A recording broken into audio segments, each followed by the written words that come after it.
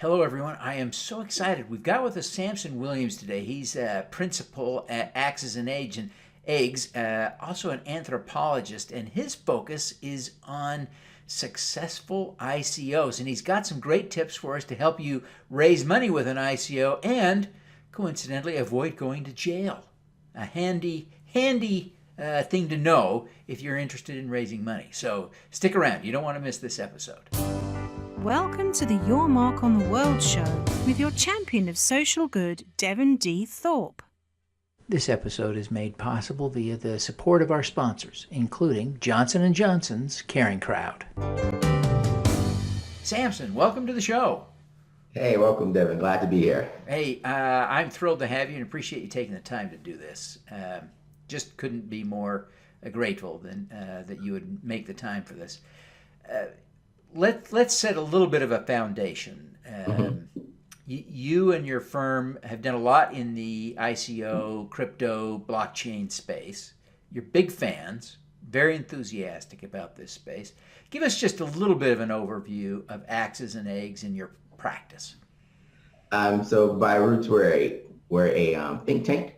Along those lines, we do a lot of things around blockchain and decentralized ledger technology, which will, of course, lead you along the path of cryptocurrencies. And everyone wants to learn about cryptocurrencies. What are they? How do I use them to raise money for my business? And that's what got us in the reading white papers / telling people what they were in fact trying to do was crowdfunding. And that's what led us into being full-fledged into the ICO space. Yeah, that's great. That's great. Well, Samson, you have worked on a number of these projects. You're not a lawyer, but you are also an adjunct professor at a law school. Yes. So you've got some great expertise on ICOs, and that is kind of a fraught space, especially in the United States. The regulatory scene seems to be taking shape, but it's somewhat different than what the crypto community might have hoped a few years ago. Give us a little bit of the landscape before we dig into your three great tips here.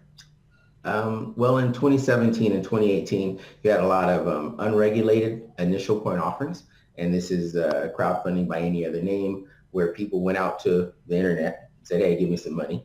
And so they passed a digital hat to collect funds for their startup.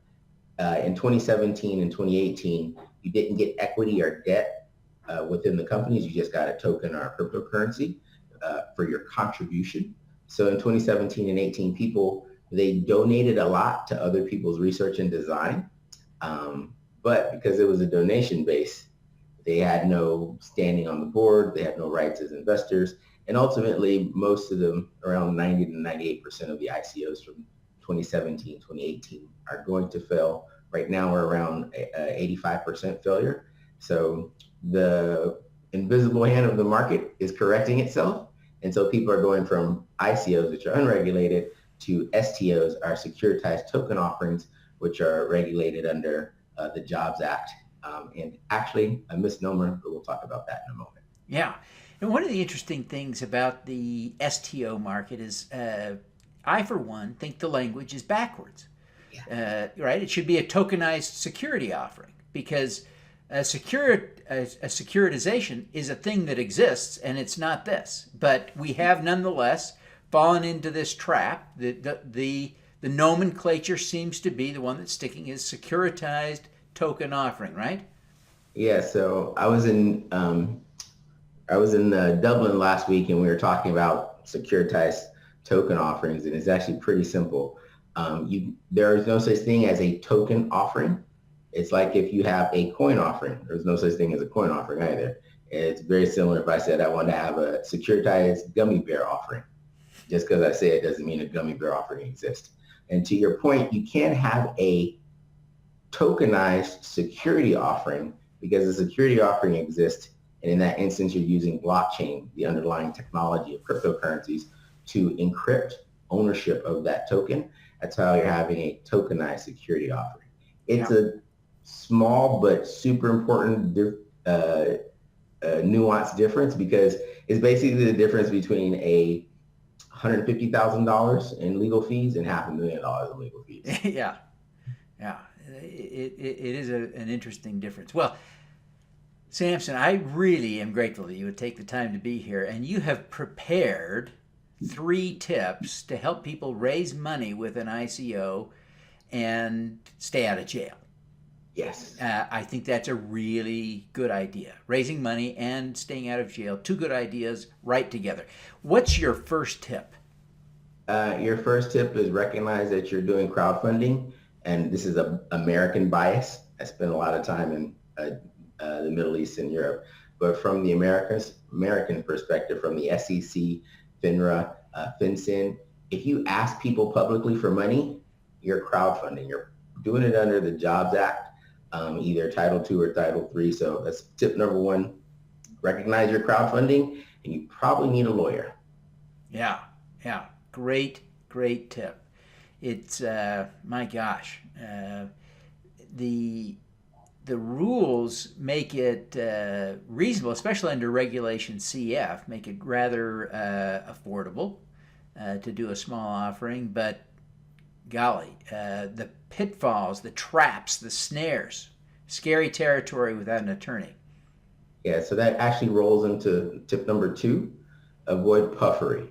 And so when you go to advertise your ICO or your security offering, doesn't matter what you call it, if it's regulated security offering, puffery is, I'm going to guarantee you 1,000% return. We're going to Lambo to the moon. You can't do that. You have to say factual things.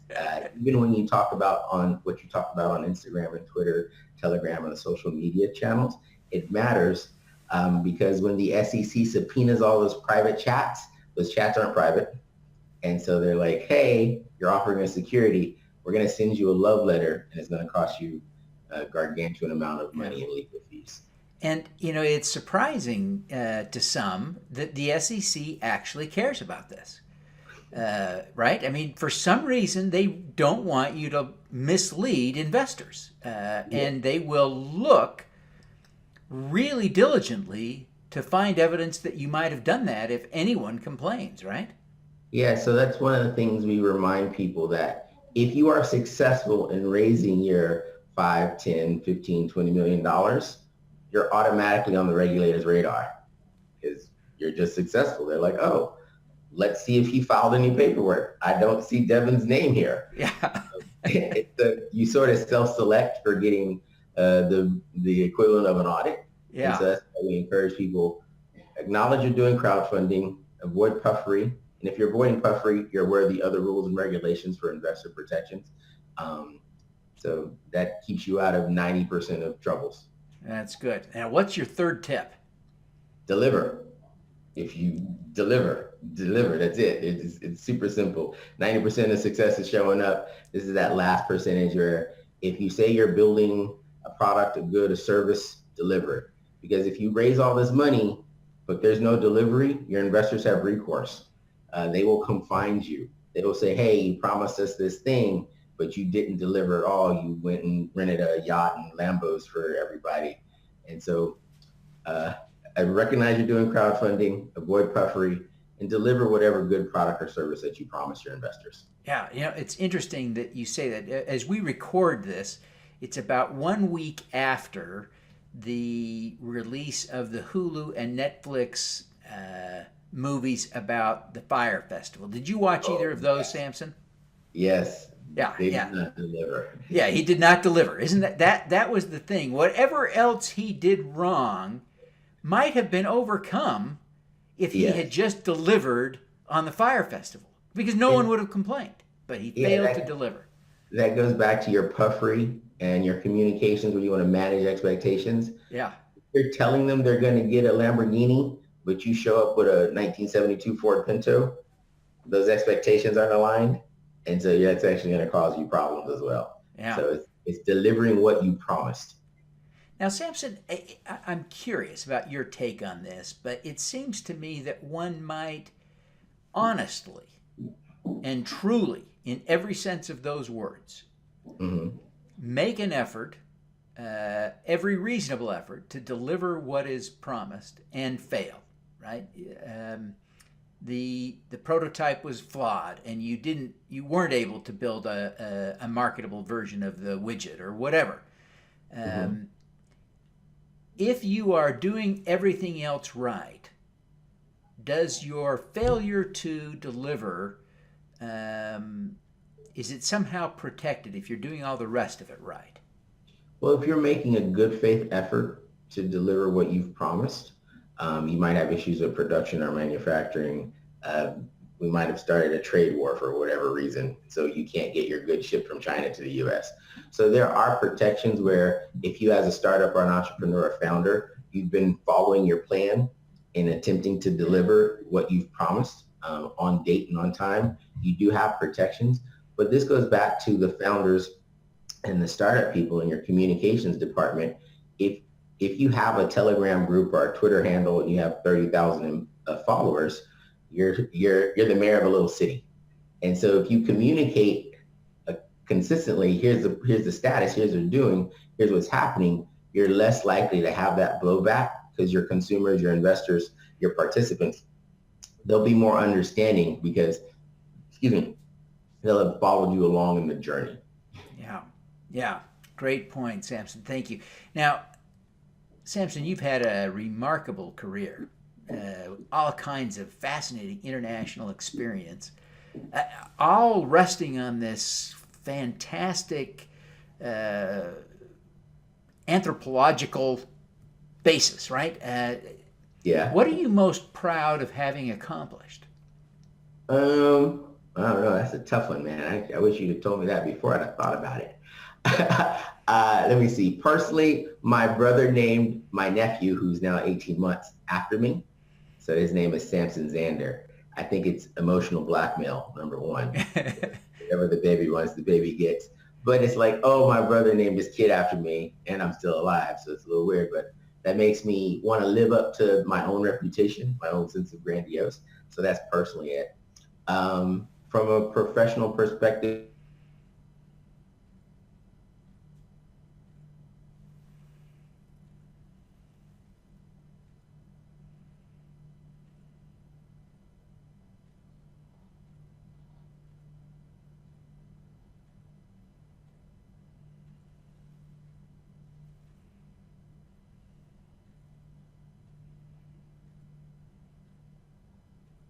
that helps them, which helps their community.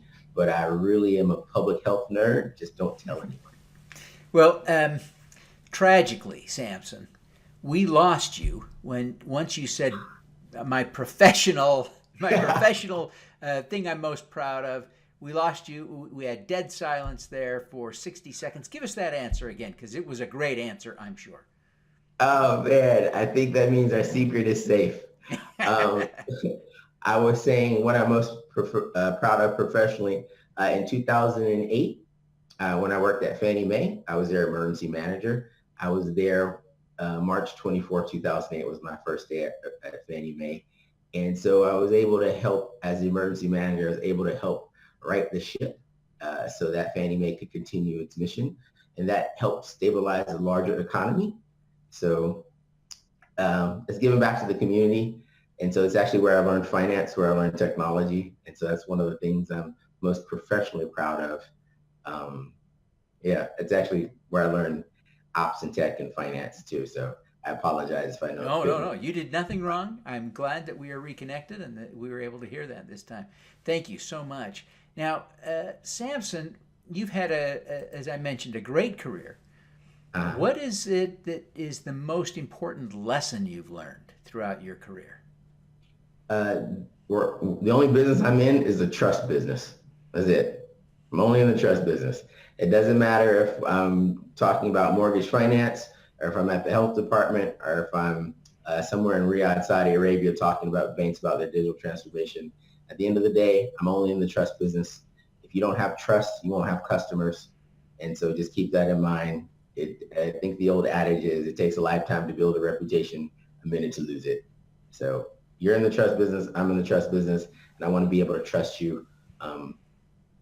It just makes business so much easier. Fantastic. Well, Samson, you could be doing anything. And you have really done a wide range of diverse things, from working at Fannie Mae to the health department to now working at Axes and Eggs in the crypto space. What brings you here? Why are you so interested in crypto?